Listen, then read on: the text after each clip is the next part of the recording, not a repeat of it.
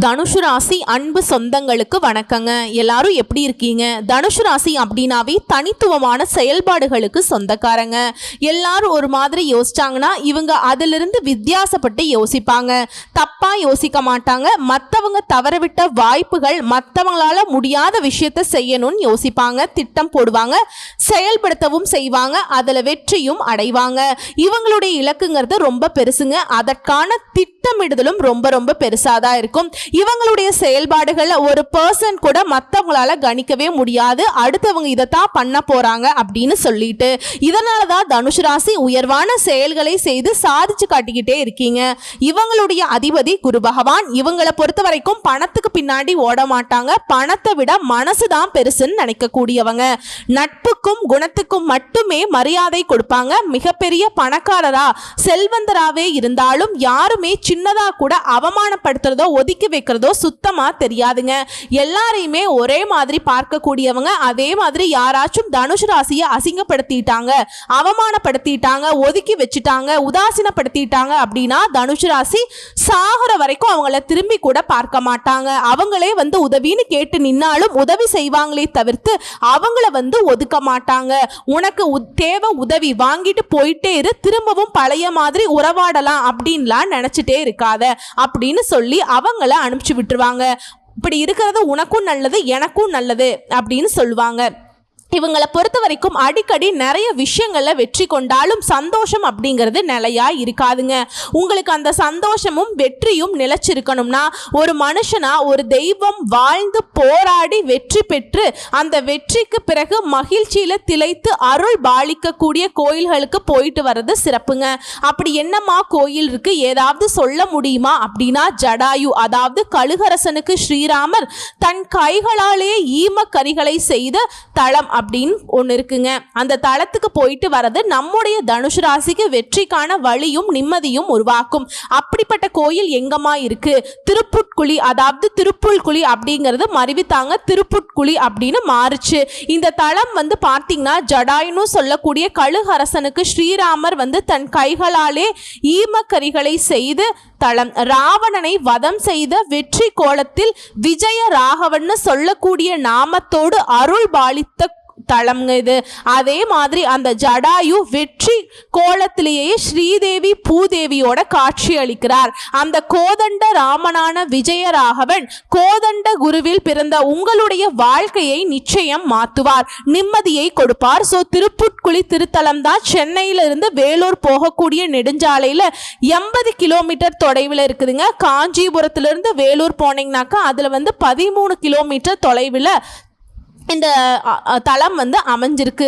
So இந்த கோயில் அப்படிங்கிறது உங்களுக்கு ஒரு மாற்றத்தை கொடுக்கும், ஏற்றத்தை கொடுக்கும், நிரந்தர சந்தோஷத்தை நிலைக்க வைக்கும். இதை தனுஷு ராசிக்காரருக்கான பொதுவான வாழ்க்கையில நீங்க போக வேண்டிய ஸ்தலம்ங்க.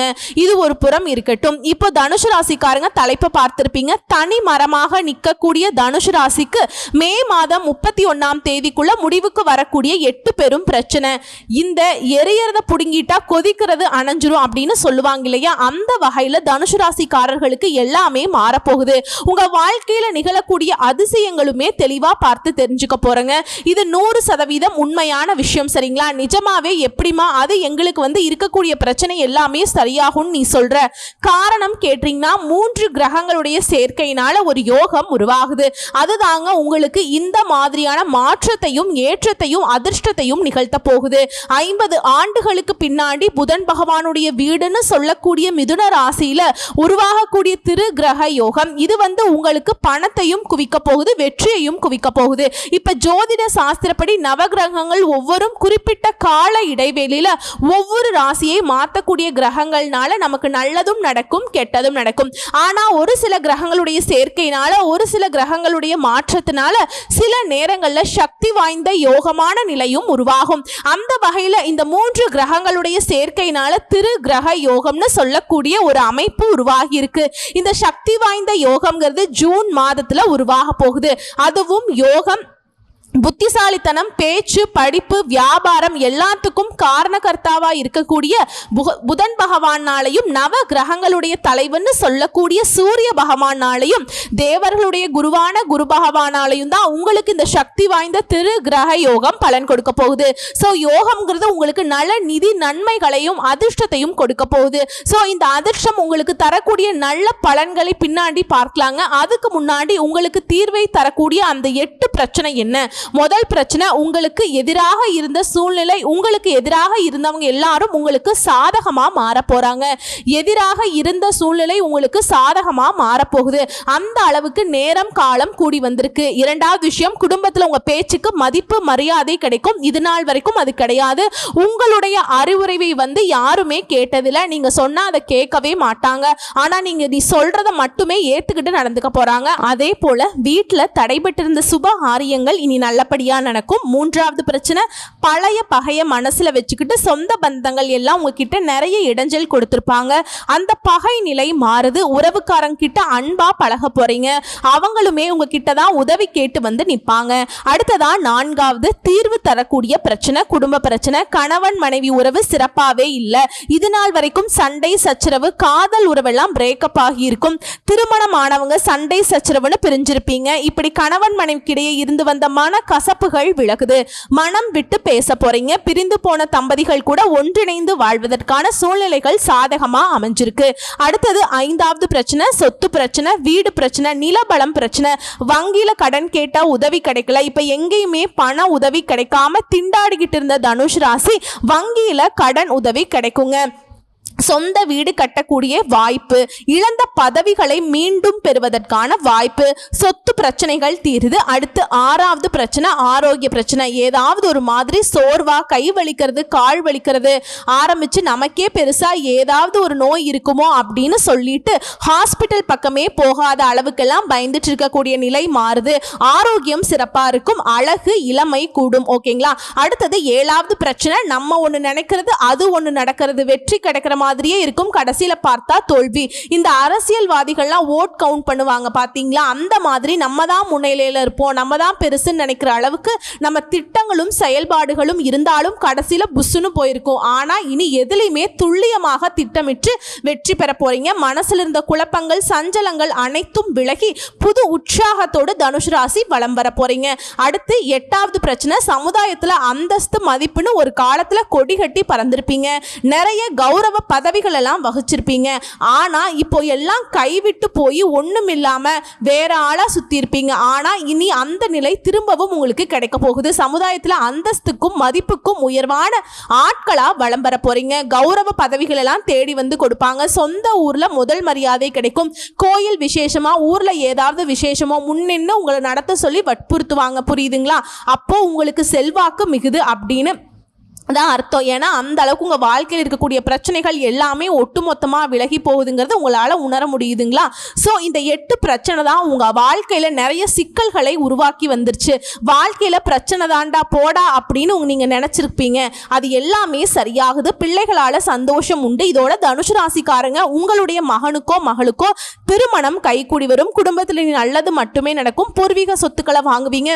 புதுசாக வீடு கட்டுவீங்க. எல்லா விதங்கள்லையுமே வெற்றி உண்டு. உங்களுடைய இளைய உடன்பிறப்புகள் வகையில உதவி கிடைக்கும்.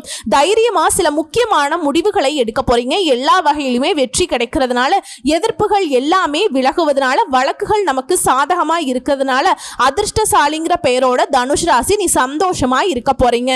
வருமானம் உயருது. விஐபிகள் அறிமுகமாவாங்க. குடும்பத்துல நல்லது நடக்குது. சந்தோஷம் அதிகமாகுது. புதுசா வீடு வாகனம் வாங்கக்கூடிய யோகம் இருக்கு. பணம் கொடுக்கல் வாங்கல்ல உயர்வு இருக்கு. தாய் மனைவி குடும்பத்துல எல்லாருடைய ஆரோக்கியத்திலுமே அக்கறை காட்ட போறீங்க. தாய் வழி உறவுகளால, தந்தை வழி உறவுகளால உங்களுக்கு இருக்கக்கூடிய மனஸ்தாபங்கள் எல்லாமே விலகுது. புதுசா ஒரு தெம்போட வளம் வர போறீங்க. வியாபாரத்தை விரிவுபடுத்துவீங்க. நிறைய கஸ்டமர்ஸ் அதிகமாவாங்க. தொட்டதெல்லாம் பொண்ணுன்னு சொல்லக்கூடிய அளவுக்கு நீங்க தொழில் செய்றீங்களோ, உத்தியோக பணிகள் இருக்கீங்களோ, என்ன செய்தாலும் சரி லாபத்தை கொடுக்கும். அரசாங்கத்தால அனுகூலம் உண்டு. தொழில் செய்யறவங்க புதிய யுக்திகளை கையாண்டு பழைய வாடிக்கையாளர்களை மீண்டும் வர வைப்பீங்க. இதோட கடையையோ இல்ல ஷோரூமையோ இல்ல தொழிலையோ நவீனமயமாக்குவீங்க. இதனால பல நன்மைகள் கிடைக்க போகுது. உத்தியோக பணிகள் இருக்கவங்க மேல் அதிகாரிகள் உங்களுக்கு நெருக்கமாவாங்க. நீங்க எதிர்பார்த்த பதவி உயர்வு, சம்பள உயர்வு கிடைக்கிறதுக்கு வாய்ப்பு இருக்கு. அயல்நாட்டு தொடர்புடைய நிறுவனங்கள்ல நல்ல வேலை கிடைக்கும். வெளிநாட்டுல வேலை பார்க்கணும் ரொம்ப ஆசைப்பட்டிருப்பீங்க இல்லையா, அது இப்ப கைக்கூடி வரும். அதே போல கணினி துறையில இருக்கவங்களுக்கு நீங்க இழந்த சலுகையை மீண்டும் பெறுவீங்க. கணினி துறையில இருக்கவங்களுக்கு எல்லாம் நல்ல பெரிய சம்பளத்துடன் கூடிய பெரிய நிறுவனத்துல வேலை கிடைக்கும். அதே போல கலைஞர்களுக்கு கலைத்துறையில் இருக்கவங்களுக்கு நல்ல வாய்ப்பு கிடைக்கும். நல்ல நிறுவனத்துல வாய்ப்பு கிடைக்கும். அரசால கௌரவிக்கப்படுவீங்க. நல்ல கல்வி நிலையை உயர்த்தி கொள்ளக்கூடிய வாய்ப்பு இருக்கு.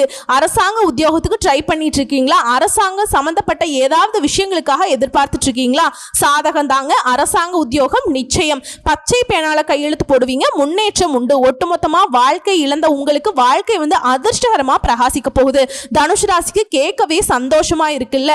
இன்னும் இப்ப வரைக்கும் 8 பிரச்சனைகள் தீர்வது எந்த மாதிரி மாறுது உங்களுக்கு அந்த பிரச்சனைகள் அப்படின்னு சொன்ன இல்லையா, குறிப்பா இந்த திரு கிரக யோகத்தினால திடீர் நிதி நன்மைகளை பெற போறீங்க. தொழில் இருக்கவங்கள நல்ல லாபத்தை பார்க்க போறீங்க. எப்பேற்பட்ட சவால்களையுமே புத்திசாலித்தனமா சமாளிக்கக்கூடிய திறனை பெற போறீங்க. வியாபாரிகள் நல்ல லாபத்தை பார்க்க போறீங்க. புதிய ஒப்பந்தங்களை பெறுவீங்க. புதிய வருமான ஆதாரங்கள் திறக்கப்படும். நிதிநிலைங்கிறது வலுவா இருக்கு. குடும்ப வாழ்க்கையிலும் சரி மகிழ்ச்சிக்கும் அமைதிக்கும் குறைவில்லை. நீண்ட நாள் ஆசைகள் எல்லாமே நிறைவேற போகுது. இது மட்டும் இல்லாமல் சமுதாயத்துல மதிப்பு மரியாதை அதிகமாகுது. செல்வாக்கு மிக்க நபர்களுடைய நட்பு கிடைக்குது. வெளிநாட்டுக்கு போகக்கூடிய யோகம் இருக்கு. சுப நிகழ்ச்சிகள்ல அதிகமா ஈடுபடுவீங்க. சுப நிகழ்ச்சிகள் அடுத்தடுத்து வீட்லயுமே நடக்க போகுது. புதிய வேலைகளை தொடங்கக்கூடிய எண்ணம், புதுசா தொழில் தொடங்கக்கூடிய எண்ணங்கள் இருந்தா இப்ப முயற்சி பண்ணுங்க, வெற்றி கிடைக்கும். அதே போல நீண்ட காலமாக உங்களுடைய பணம் வெளியில மாட்டியிருந்தா அந்த சிக்கிய பணம் திரும்பவும் கிடைக்கிறதுக்கு வாய்ப்பு இருக்கு. இதோட வருமானத்துல உயர்வு இருக்கு. வாழ்க்கையில முன்னேற்றம் இருக்கு. வேலை பார்க்கறவங்களுக்கு பதவி உயர்வு கிடைக்கிற மாதிரி அலுவலகத்துல உங்களுக்கு கொடுக்கப்பட்ட வேலையை திறம்பட செய்து முடிக்கிறதுக்கான வாய்ப்பு கிடைக்கும். உயர் அதிகாரிகள் உங்களுக்கு அலுவலக ரீதியா உதவி செய்வாங்க. முழு ஆதரவை கொடுப்பாங்க. ஆல்ரெடி செய்த முதலீட்டிலிருந்து கூட நல்ல லாபத்தை பார்க்க போறீங்க. எல்லாத்துக்கும் மேல பங்குச்சந்தை, பந்தயம், லாட்ரி இதன் மூலமாகவும் நல்ல நிதி ஆதாயங்களை பெற போறீங்க. ஸோ இப்போ வரைக்கும் பார்த்த விஷயங்கள் இருந்து நம்முடைய தனுசு ராசிக்கு இந்த திரு கிரக யோகம்ங்கிறது இந்த 3 கிரகங்களும் சேர்ந்துக்கிட்டு அதிர்ஷ்டகரமான வாய்ப்புகளையும் அதிர்ஷ்டகரமான பலன்களையும் கொடுத்திருக்காங்கிறத உணர்த்தியாச்சு. இது எல்லாம் உங்களுக்கு நிலைச்சிருக்கணும்னா நீங்க செய்ய வேண்டிய பரிகாரம்னு ஒன்று இருக்கு இல்லையா, அது என்னன்னு பார்க்கலாம். இந்த யோகத்தை உருவாக்கி இருக்கக்கூடிய புதன் பகவான், அவரை வழிபாடு செய்யணும். அவருடைய அனுகிரகம் நமக்கு ரொம்ப முக்கியங்க. சோ அவருக்கு அதிர்ஷ்ட தெய்வமாக இருக்கக்கூடிய புதன்கிழமைகள் தோறும் பெருமாளை வழிபாடு செய்யணும். மகாலட்சுமி தாயாருடைய அம்சம் பொருந்திய துளசி மாலை அணிவித்து அவருக்கு அர்ச்சனை செய்து வழிபாடு செய்ய நீடித்த நிலைத்த செல்வத்தையும் செல்வாக்கையும் கொடுப்பாங்க. இரண்டாவது, ஒவ்வொரு வியாழக்கிழமைகள் தோறும் குரு பகவானுக்கு மஞ்சள் வஸ்திரம் சாற்றி மஞ்சள் மலர்களால அர்ச்சனை செய்து மஞ்சள் கொண்டக்கடலையை நைவேத்தியமாக கொடுக்க, வரக்கூடிய பக்தர்களுக்கு பிரசாதமாக கொடுக்க குடும்பத்துல சுபிக்ஷம் உண்டாகும். தொட்ட காரியங்கள் எல்லாமே வெற்றி பெறும். அடுத்தது மூன்றாவது, யார வழிபாடு செய்யணும் அப்படின்னு பாத்தீங்கன்னா சூரிய பகவானை. தினமும் காலையில எழுந்ததுமே சூரிய பகவான் நமஸ்காரம் செஞ்சுட்டு அன்றாட வேலையை தொடங்கி பாருங்க. தனுஷ் ராசி எந்த இடத்துலயுமே உங்களுடைய வளர்ச்சிங்கிறது சிறிதளவும் பின்தங்கி போகாது. தொடர்ந்து முன்னேறிக்கிட்டே இருப்பீங்க.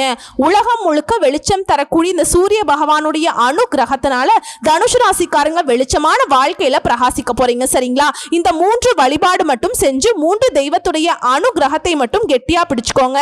அடுத்தடுத்து சொல்லக்கூடிய அளவுக்கு வளர்ச்சிக்கு மேல வளர்ச்சி, வெற்றிக்கு மேல வெற்றின்னு குவிக்க போறீங்க.